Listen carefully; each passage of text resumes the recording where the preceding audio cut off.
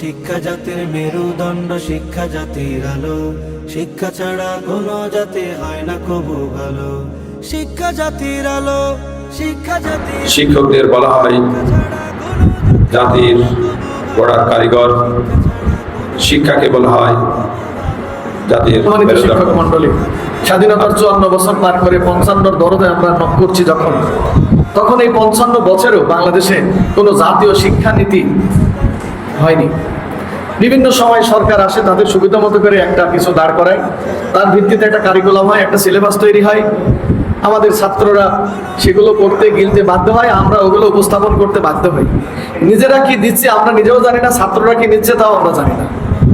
এভাবে একটা হযবরল অবস্থার মধ্যে দিয়ে আমাদের দেশটা চলছে। পারি নাই। পৃথিবীর অন্যান্য দেশের শিক্ষকদের মর্যাদা, সম্মান, তাদের যে স্যালারি দেওয়া হয় সেই তুলনায় আমার বড় ভাই ইতিমধ্যে বলেছেন যে আমরা বলতে পারি না, আমাদের স্ত্রী সন্তানদের কাছেও আমরা আমাদের মর্যাদার কথা, বেতনের কথা আমরা বলতে পারি না।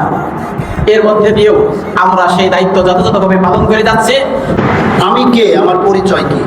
আমরা কি সেই মহান শিক্ষক তার আদর্শ গ্রহণ করতে পেরেছি? যে শিক্ষার, যে জ্ঞানের উৎস মহাগ্রন্থ আল কোরআন, সেটা কি আমরা প্রত্যেকেই অধ্যয়ন করতে পেরেছি?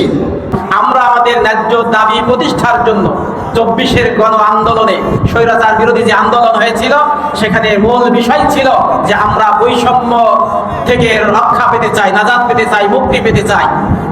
সেই আন্দোলনের পরে প্রায় 2 সহস্রাধিক ছাত্র জনতা জীবন দিয়েছিল। তাদের সেই বৈষম্যের যে দাবি ছিল, সেই দাবি কিন্তু এখনো আমাদের পূরণ হয়নি। শিক্ষাতে জাতির মেরুদণ্ড, আমাদের মেরুদণ্ড আর মেরুদণ্ড নেই।